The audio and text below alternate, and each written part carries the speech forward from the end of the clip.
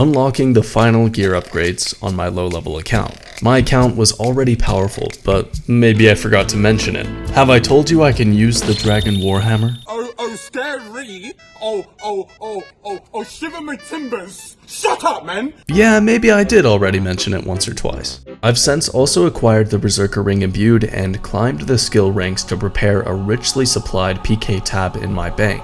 I need to unlock Amethyst Arrows, carefully plan where to spend my remaining range experience up to level 70 range, and finish other completionist goals to unlock as much of RuneScape as I can on this low level account. My goal is to fully prepare this account so I can log in whenever I want, PK whoever I want, without ever worrying about inadequate stats, supplies, or gear. That's always been the goal.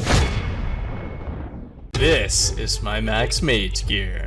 The robe makes me look like quite a bit of a noob, but that's alright. I only have 318 golden nuggets left. I thought I had like 1,300 of these things, but it is what it is. I will buy 3 gem bags. That's all I can afford for now. And I get 15 rubies. Okay, pretty good. That will be 15 amulets of strength. Now, aside from needing rubies for amulets of strength, I also would like to install the dig site pendant in my home, but that requires 250 rubies to mount. One method of acquiring all those is using the Keldgrim gem shop and buying rubies from there. Each ruby cost me 1,500 coins. For the 250 I need for the dig site pendant, that will put me out 375k. But fortunately, because I've trained so much mining and smithing, I've smelted my way up to a 69 mil cash pile, and I had a lot more than that back before I trained my construction. Actually, something that would help my account a lot more is Soul Wars, and this Spoils of War gives so many rubies. So I'm gonna try this as a way to get rubies and have a chance of also getting the Lil Creator, which is the pet. That would be pretty cool on this account. I got 14 zeal from that one. That means I have enough for a Spoils of War crate. Let's go. Woo! Diamonds? I want rubies. Ooh, okay, diamonds again. Really? I got the same thing as alright. More rune arrows though, that's nice. And I'm not sure where I'll use it now, but I'd also like a dragonstone ring. I ran out of strength amulets, so I'm gonna go enchant more, as well as my new Ring of Wealth, the first one on the account. Thank you to the Wilderness Crabs teleport, gets me very close to the Fountain of Rune. I finally have the magic level in order to enchant this baby, and it doesn't require Hero's Quest or Legends Quest, so I can get my own Ring of Wealth on this account. In fact, it's going to be very helpful for getting to the Grand Exchange if I ever die or something and want to get back there quickly. Not really sure why I'd need it, but it's a nice unlock for the completionist in me. And here we go! Yeah, there's my Ring of Wealth. Wait, I don't know how it gets charges. I forgot. But anyway, there's another glory. 5 glories banked now. I had left the Fountain of Rune thinking that they had changed to the Ring of Wealth, but I just have to use it on the Fountain of Rune, and that should give it charges. Here we go. Beautiful. Okay, now it has 5 charges. And it's all nice and shiny as well. My next goal was to get all of the talismans from the Abyss, because that would push me closer to my goal of 70 range. However, they patched the fact that you can use a cannon in the Abyss. I don't know why I even say patched. Like, I'm not sure why it was a broken thing. Like, I don't even know why they made it so you can't use a cannon in there anymore. Because you used to be able to do it for like, well, since the existence of RuneScape, honestly. So now I have to find a different way of getting these talismans. One of them I can't ever get, unfortunately, the Elemental Talisman.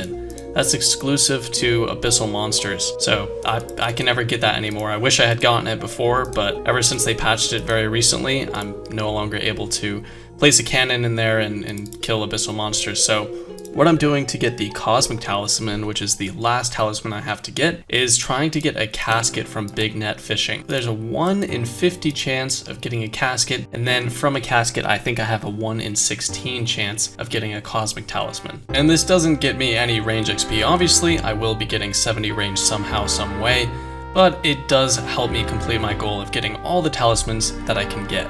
Ooh, Mysterious Old Man. He just might give me a Cosmic Talisman as well. I got a Mind Mask. Not a bad look.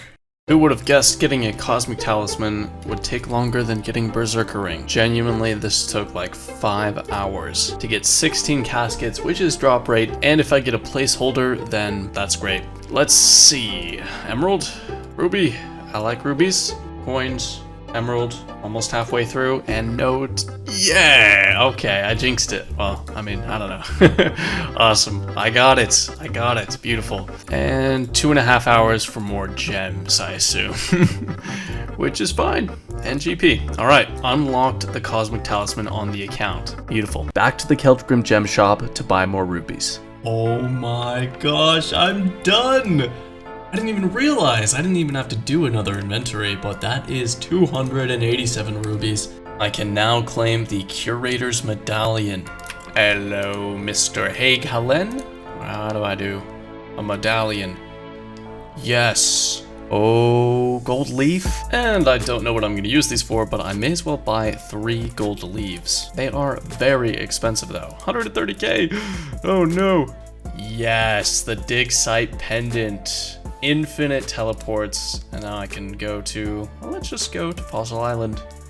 Here I will complete many birdhouse runs, as well as do lots of seaweed runs. I'd also really like to get a mounted Xerix talisman that will require 5,000 lizardman fangs, which is a lot. But in the meantime, I'm going to be focusing on that crafting to make amethyst arrows for PKing. Wow, I forgot I had so many seaweed spores, almost 200. It was almost 3 years ago that I grinded this area, did the thieving and agility method in order to get lots of seaweed spores, and I'm not sure what else I did that for. I think just for the experience, really. But yeah, I have plenty of these things. Oh my gosh, I already have 1,100 giant seaweed I didn't even know about. That will help me so much with crafting. Teasing the noobs. Teasing the noobs. He's 1 hit point. I'm gonna save you, bro. I'm gonna save you. Yeah. No, you can't do that. You can't go low HP, noob.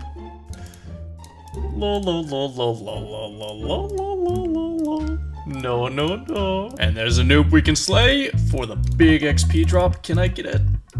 You did. Yeah. Woo. Oh, you next, buddy? You want some smoke? Ah, damn it. 86 farming. I've had 85 for many months, but there is finally another level to the farming skill. And that is it, the final amount of seaweed I need for 85 crafting. I just need 1792 plus the 7404 soda ash I already have, and I am set to make amethyst arrows after hitting that level. However, still a lot of molten glass making and then glass blowing to do. I am the seaweed man, the seaweed man, the seaweed man, and I'm headed to this place to make it into soda ash. And the very last of the giant seaweed, just 5 to go. And I have enough soda ash for 85 crafting. That makes for a total of 18,482. Now, I have very little sand, so that's my next project. Beautiful, finally hit 10,000 buckets of sand collected. I've been mining this sandstone over here in this desert quarry, and I just have about 4,500 left to go until I have all the sand I need for 85 crafting. And then, amethyst arrows. And that is the last of it. Enough sand for 85 crafting. That's it. I'm done with this grind. And finally, the crafting training begins. It starts with making molten glass out of all of these soda ash and buckets of sand, and this is a lot slower than using the glass making spell on the lunar spellbook, but it's all I got. I can't get lunars on this account. And there is an added benefit in getting double the amount of crafting XP per molten glass made, 20 instead of 10. So that, kind of makes up for it, but not entirely. This process here will take me about 8 hours to do. Quite a long time. Wish me luck. And that is the first crafting level to 85. 81 crafting. 228,000 to level 82. That's quite a long ways, but I actually will get it just by making molten glass. 1 level closer, 82 crafting. Black Dragonhide chaps. I forgot that I can make those without a boost now. That is awesome because I'm only 1.1k range XP away from level 70. And I don't have any of those in the bank from hard clues or anything. I haven't even done hard clues on this account really. So that unlocks the best in slot. I cannot wait to make them. I have 178 Black Dragonhides in the bank. I just need to tan these, otherwise I would make them right now. But first, finishing off the last of the buckets of sand and soda ash. Just over an hour left until I'm completely finished with these, and then I'll have just over 14,000 molten glass, and I'm done with this grind. The last inventory, beautiful. Got all the way up to 82 crafting, and I now have 14,000 and almost 600 molten glass there. I'm now gonna go tan my Black Dragonhide leathers and make myself some chaps and vambraces. Here we go, the first tanning of the Black Dragonhides. Many more inventories to go, but this will do for now. Thread and needle. Here we go, the first vambraces and the first chaps. I can't wear them yet. I can't wear them. Oh, just a few XP to go. I will get that definitely very soon. 8 chaps, 8 vambraces, and I can make a lot more of these with the amount of Black Dragonhides I have in the bank. Finally, I get to AFK more than like 10 seconds. The furnace was constant clicking back and forth between the furnace and the bank. So yeah, I finally just get to AFK for a good 30 seconds or so, maybe even up to 40. Blowing these lantern lenses. This is almost 100,000 experience per hour. I will zoom straight to 85 crafting. 83 crafting, only 2 levels to go. 84 crafting. What have I unlocked with this level? Black Dragonhide body. I knew it! I knew it! And also onyx bracelets, which I can't really make. I mean, I can make it, but it'd be kind of a waste because I can never enchant onyx with only 68 magic. All that to say, 1 level to go until amethyst arrows. There it is, 85 crafting. For one of the final upgrades to this account, amethyst arrows. It's beautiful. It's beautiful. Amethyst arrow tips. There it goes. Already had 635 headless arrows in the bank, and that's it. 2,000 amethyst arrows made. That will last me so long, especially because I have the Ava's accumulator. My account is not complete without getting the highest possible range level for this build. I can still get 1 more range level while staying 44 combat, up to 70 range.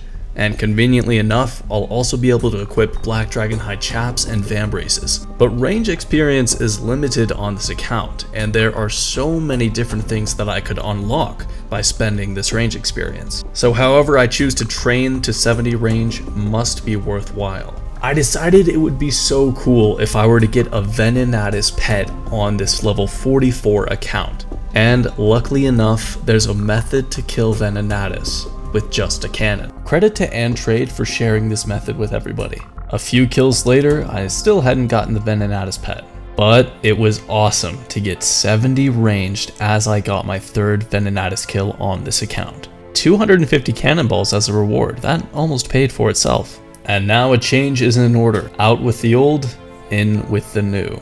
Black Dragonhide unlocked.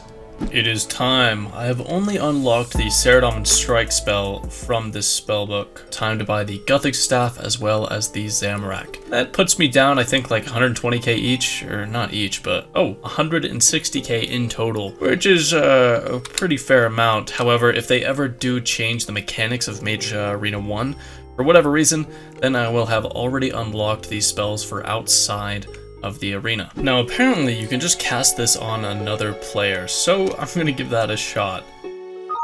Level difference too great. I see. And this works just fine. And that should be the 100th... Oh, wait. There we go. The 100th cast of Claws of Gothics. I can now use it outside the arena.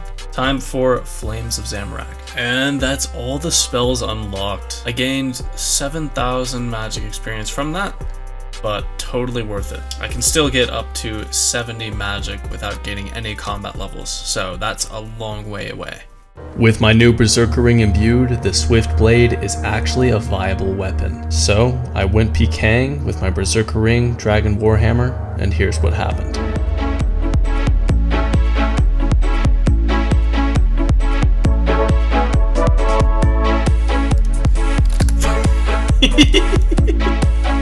No way. Oh my god. That was awesome.